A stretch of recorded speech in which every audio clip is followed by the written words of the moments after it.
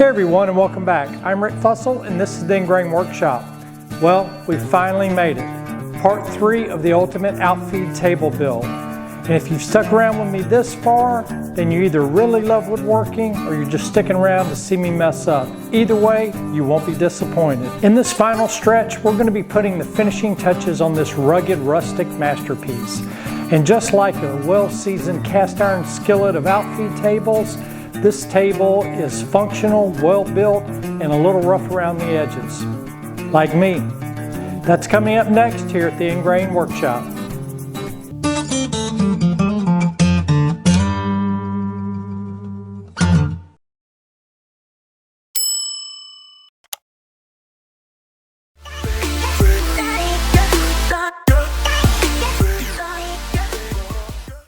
We're starting in the cabinet compartment. Using a 10-inch scrap plywood spacer in the Craig shelf pin jig, I'll drill out some shelf pin holes for a 12-inch wide shelf. The jig is affordable and comes with a drill bit and a stop, making the process foolproof. I'll leave links in the video description to all the tools I used on this build. This is personal preference, but I'm only drilling out 6 shelf pin holes in the center of the compartment. If you want more versatility, you could drill out more holes. Since this is for the workshop and might store some heavy items, I'm using metal shelf pins instead of the plastic ones for added durability. Over at the table saw, I'm milling down some 1x10 Radidia pine I picked up at one of the home centers. I'm ripping it down to 2-inch widths, which will make up the stiles and rails for my drawer fronts and doors. Due to the length of the boards, I had to open my overhead door. In part 2, I mentioned how positioning your table saw near a garage door can save space. Another bonus, I can back my truck up and slide sheet goods straight from the truck bed onto the saw, turning the truck into an infeed table while I ironically build the outfeed table. With the rails and stiles ripped to their final width, I'll head over to the miter saw to cut them to length. When cutting short pieces that don't reach my miter stop block, I use a simple trick, adding 20 inches to the needed length, setting my stop block accordingly and clamping a 20-inch spacer in place. This makes math easy. Once I confirm my cut length with scrap piece, I batch out all my rails and stiles. For the drawers, small drawer rails, 6 pieces at 5 1/4 inches, large drawer rails, 6 pieces at 30 3/4 inches, medium drawer rails, 12 pieces at 28 3/4 inches, and drawer stiles, 24 at 8 11/16. I ran out of Radidia pine, so I had to make another trip to the big box store to pick up some more for my doors. So it's back to the table saw to rip down the rails and stiles to their 2-inch widths. Then back to the miter saw to cut the 4 rails at 11 9/16 of an inch and the 4 stiles at 26 5/16 of an inch. So here on my card I've got all the stiles, and the stiles are all cut at the same length. Then I have both the 4 rails and stiles for the 2 doors. Then I've got the 6 rails for the small drawers, the 12 rails for the medium drawers, and then the 6 rails for the long drawers, along with 2 test pieces. So I have the fence set at the table saw at 9/32 of an inch, which is a little larger than 1/4 of an inch. And I have the height of my blade set at 3/4 of an inch. I'm going to run a test piece through, and then I'm going to flip it over and run it again, and that will put my groove directly in the center of the rails and stiles. Next, I'll make an initial pass on all the rails and stiles. Now with the initial pass done, I'm going to bump my fence out a little bit and run my test piece through again on both sides. Be careful here when bumping out the fence. Keep in mind you're making 2 passes. You'd rather be short than long. I'll test fit and just keep adjusting it until I get the perfect fit.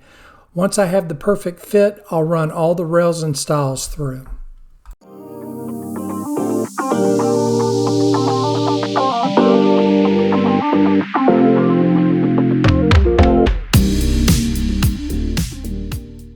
Now for the tongues on the rails. I'm using a miter gauge with a piece of hardwood screwed to it to act as an extension, and then with a 1-inch dado stack set up here at the table saw in a 3/4 inch setup block.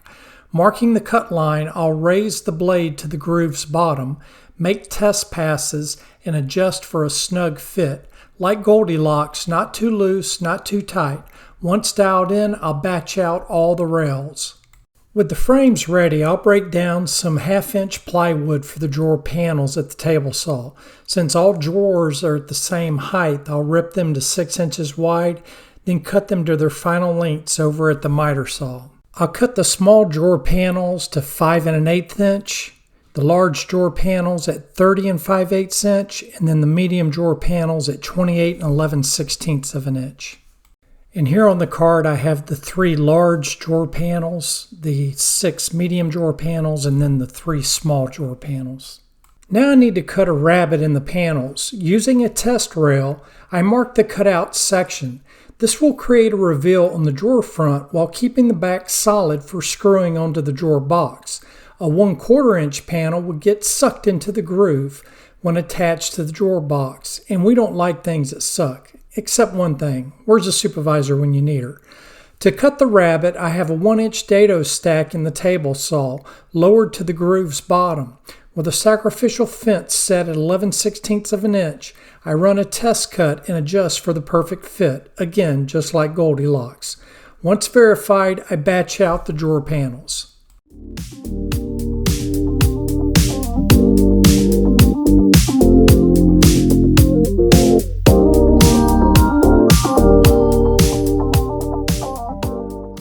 Now let's talk joinery. The drawer front's got the deluxe treatment with tongue and groove joinery. Classic, strong, and a little fancy. But for the doors, we're keeping it simple and modern with pocket hole screws, because sometimes you just need to get the job done without overcomplicating things. So here at my pocket hole jig, I'm drilling out pocket holes in the door rails. It's fast, it's easy, and it means I can move on to more important things. Now that the doors and drawers are complete, it's time for everyone's favorite part, sanding. If you enjoy sanding, I'm convinced you also enjoy watching paint dry and grass grow, but alas, it must be done. So I'll grab my sander, turn up the tunes, and spend the next eternity smoothing everything out. If you don't hear from me in a while, send help or snacks. Before assembling the drawer fronts, and to save myself some pain and time, I'm going to go ahead and stain the panels now. I'll be using Minwax Golden Pecan for the panels and Minwax Special Walnut for the inside of the rails and stiles. Of course, I'll start with the pre-stain to keep things even. Then it's a simple process, wipe on, wipe off, just like Mr. Miyagi taught us. For the stiles, I applied some painter's tape, 2 inches from both ends of the stiles, just so I wouldn't get any stain where I'm going to be gluing up the actual door fronts. And here are all the pieces laid out that are stained and ready for glue up and assembly. Okay, it's time for assembly. I'm starting by dry fitting 2 rails and 1 stile together. Then with the grace of a seasoned craftsman, and maybe a little hip thrust, I'll slide the panel into the groove. Once that's in, I'll apply glue to the tongues on the open end and insert the stile in place. After that, I'll flip it around, glue in the other stile, and lock it all down with a couple of pipe clamps. I'll keep an eye out for a glue volcano. That's my sign of good adhesion. Then it's clean up, a quick check for square, and into the overnight oven. Okay, not an actual oven, but we'll let them set up overnight anyway. Alright, it's time to glue up the doors. I'll slather some glue on the ends of the rails, then I'll clamp them down to my outfeed table. Once they're secure, I'll drive some 1 1/4 inch pocket hole screws like I'm assembling a piece of fine woodworking, or maybe just ensuring it survives the next hurricane. I'll repeat this process all the way around the frame and check for square because no one likes a wonky door, except maybe a funhouse designer. Now it's time to release the drawer fronts and doors from their overnight captivity. Just like a special op, stealth mode engage, I proceeded to remove just about every clamp I own because apparently I don't believe in moderation. And just like cleaning your AR-15 after a mission and turning it into the armory, I carefully round up all these clamps, clean up all the glue squeeze out, and return them to the clamp rack. Over at the oscillating belt sander, I'll lightly clean up the ends of the stiles, just enough to smooth out the end grain without turning them into toothpicks. Then I'll grab some 220 grit sandpaper and carefully hand sand the inside edges to break the edge, being extra cautious not to scuff up the panel because we previously finished the panel and we don't want one of those oh shit moments at this stage. After that, I'll hit both faces and the outside edges with the orbital sander before finishing up with some good old-fashioned hand sanding, because nothing says quality woodworking like knocking down those edges with a little elbow grease. After sanding, I spotted a few hairline cracks where the stiles and rails meet. Nothing major, but enough to make my OCD side twitch. In situations like this, I like to make my own custom wood filler. I start with a little wood glue, then mix in some fresh, locally sourced sawdust for my sanding process, because why waste good sawdust? This magical concoction blends perfectly with the wood and fills the cracks like they never existed. Once it dries, I sand it down, and just like that, flawless. With the sanding finally done, it's time to bring these pieces to life with some stain. Just like before, I start with a pre-stain because skipping that step is like skipping breakfast, and we all know that never ends well. Then I apply Minwax Special Walnut to the rails and stiles, which gives it a nice, rich contrast against the Minwax Golden Pecan stain on the panels. It's kind of like pairing a fine bourbon with a good cigar, except, woodworking. For the final finish on the drawer fronts and doors, I went with a Watco Wipe-On Poly Gloss that I picked up at one of the big box stores. Now, despite the name, I didn't actually wipe it on because that would be too easy. Instead, I used a foam brush, and just like money, it gave me a mirror-like finish that looks sharp and will be durable at the same time. So now, not only do these doors look good, but they're also ready to stand up to whatever abuse I or the supervisor throw at them. And let's just hope she didn't watch the first part of this video. With the drawer fronts and doors complete, it's time to shift my focus to the tabletop. I'll be using 3/4 inch MDF for this, and since I like a good challenge, I'll need 2 sheets to cover the size. First up, I break out my DIY track saw and trim off those rough factory edges, because let's be honest, they're about as smooth as a gravel road. Once I've got a silky smooth edge, I'll cut them down to their final length of 62 15/16 inches. With the lengths cut, I'll move over to the table saw and cut them to their final widths. Since I need the top on the end next to the table saw to overhang so I can sneak my 4-inch dust collection hose between the saw and the outfeed table, I'll make one panel 36 inches wide and the one next to the table saw 39 3/16 inches wide. Precision is key here, or at least that's what I tell myself while I triple check my measurements. And I know what you're thinking, he's only overhanging 3 1/4 inches, not 4 inches. Well, you have to keep in mind I'm going to be putting a 3/4 inch edge banding all the way around the tabletop, so that will bring it out to 4 inches. I know I'm really giving off the illusion that I actually know what I'm doing. I lined up the joint so it falls perfectly over the middle vertical support, like I totally planned it that way from the start. Plus, I also added a horizontal support across the tabletop right under the joint because, let's face it, relying on luck alone isn't a solid construction method, at least not one I'd admit to. So to beef up the top, I decided to add another layer of 3/4 inch MDF. By now, you all should know just how cheap I am. So instead of buying 2 more sheets, I played a game of MDF Tetris with whatever scraps I could find laying around the workshop. This isn't so much for structural support, but more to increase the thickness, because if I ever decide to drill some dog holes in the future, I'd rather have 1.5 inches of material instead of just 3/4. After all, properly seating bench dogs requires a solid 1.5 inch top, and I'd hate for future Rick to be cursing out past Rick for trying to cut corners. Now it's time to say goodbye to my old outfeed table. Rest in peace, my old friend. Actually, this was my dad's outfeed table, so it's got some history, but we're not totally saying goodbye. I'll be breaking it down and repurposing the wood for a future project to be determined later. My dad was old school, so there weren't a lot of screws holding this thing together, just a ton of nails. And just like my brass at the gun range, those nails ended up scattered all over the floor.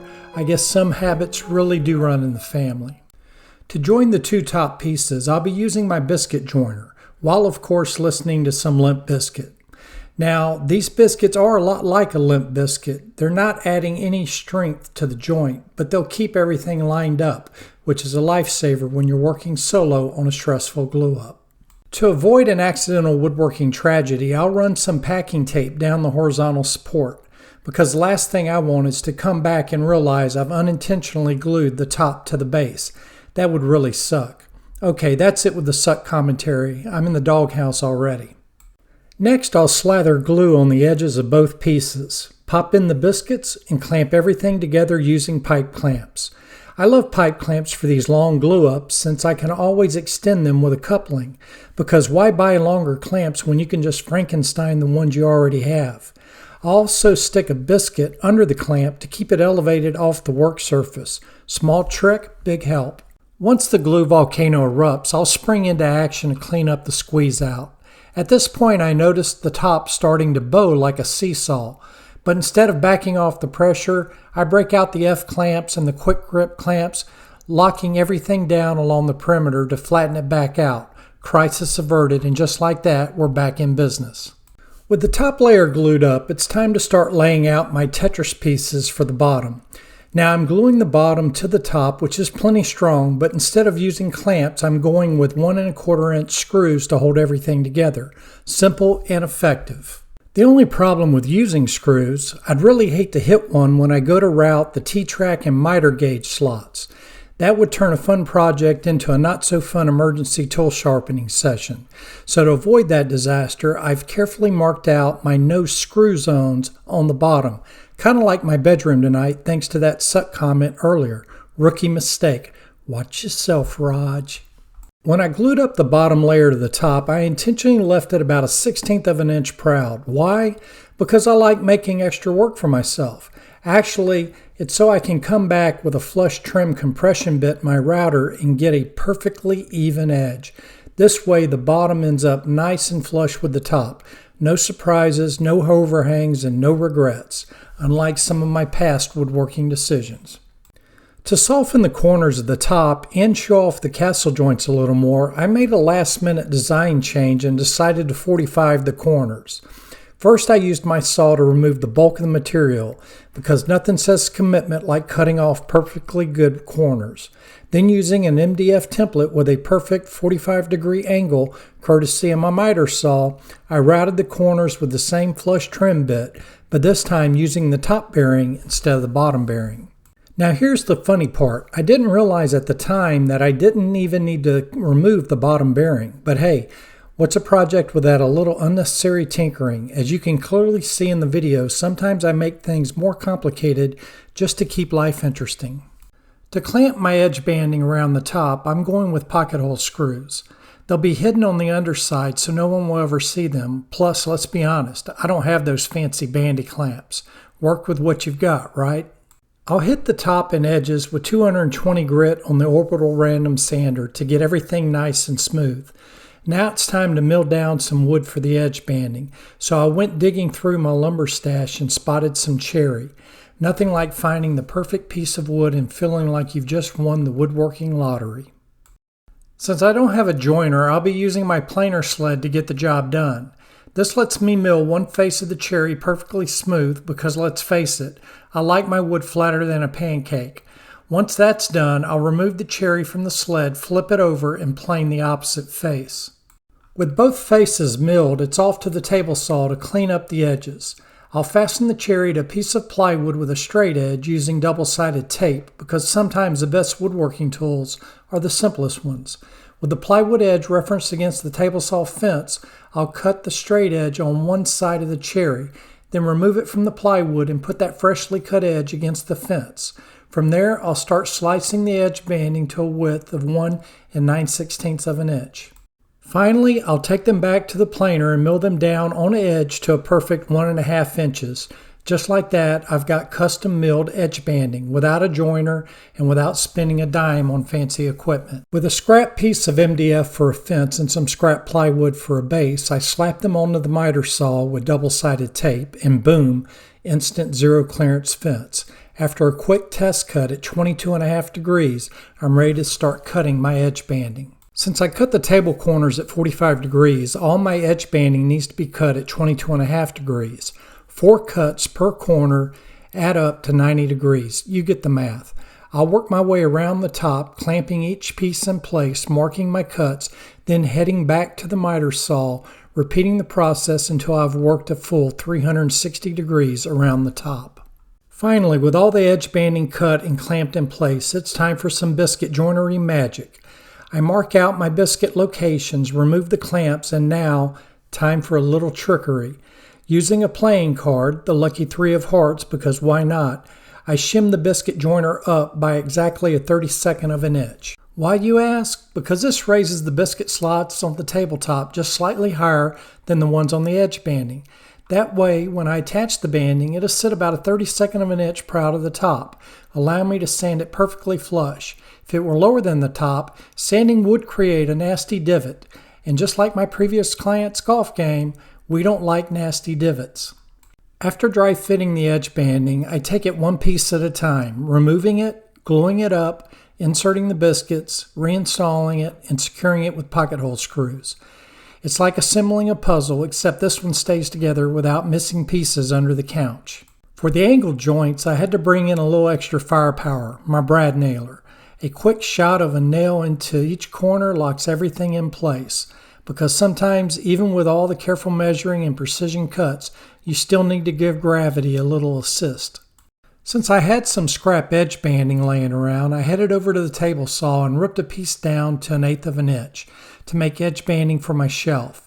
A little glue, a few brad nails, and boom, instant upgrade. Now it's time to put the icing on this cake. I ordered a 5-foot by 12-foot roll of black laminate, link in the video description below.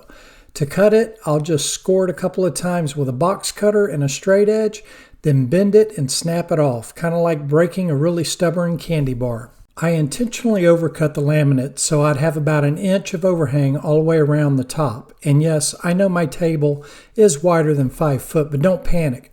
I've got a plan.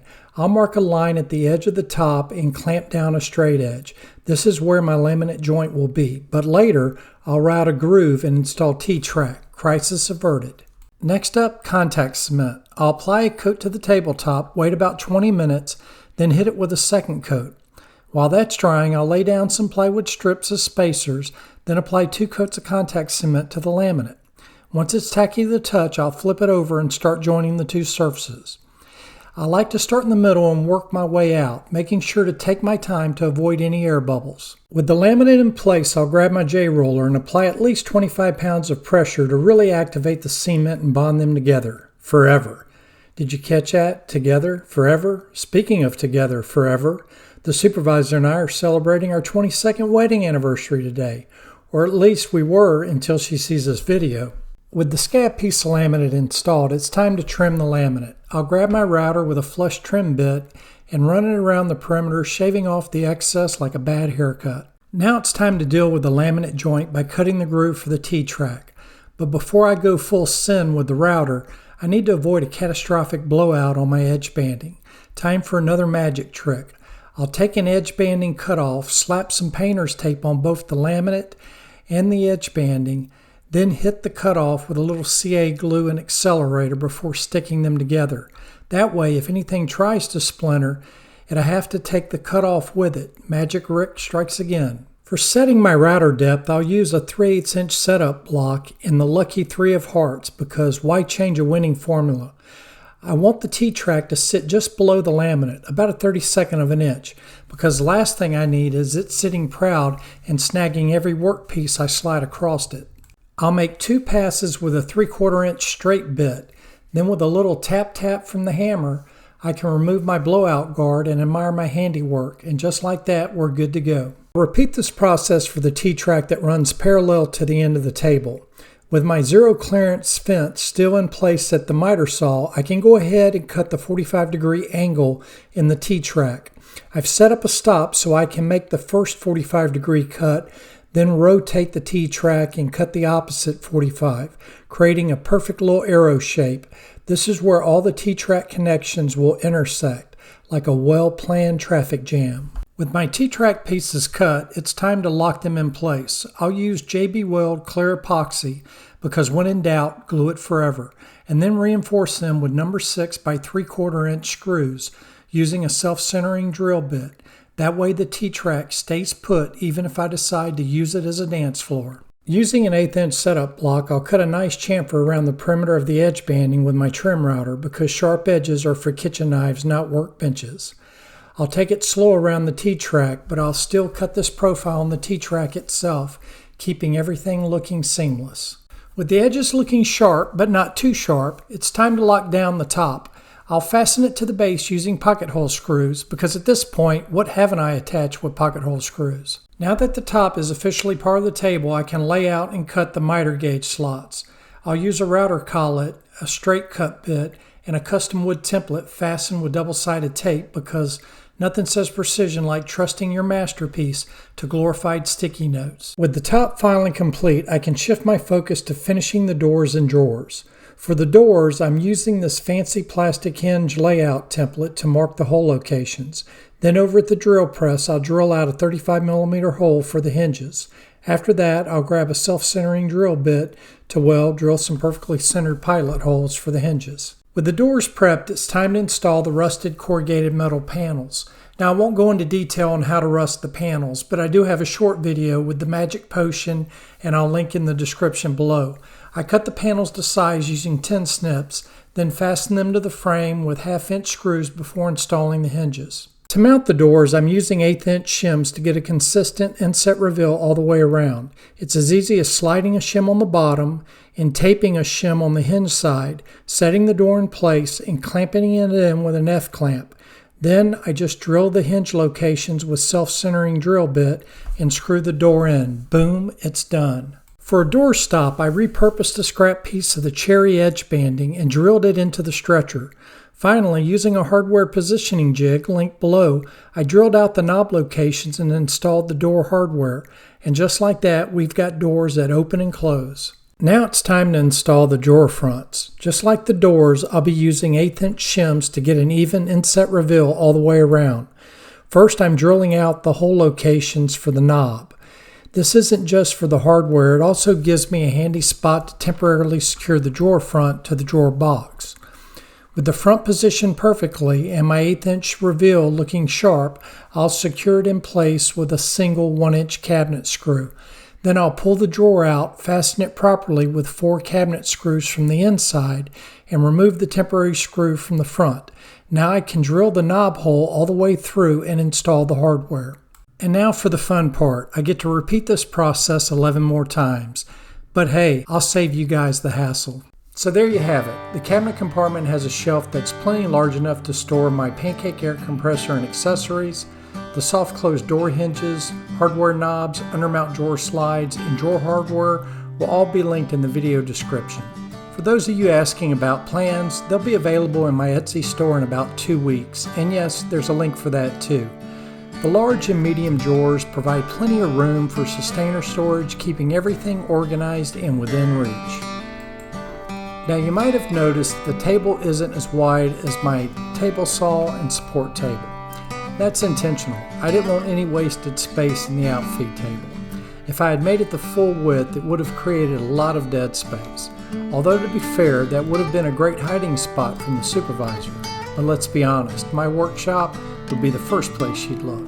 Unlike that bourbon guy on YouTube, I can't risk being found too easily.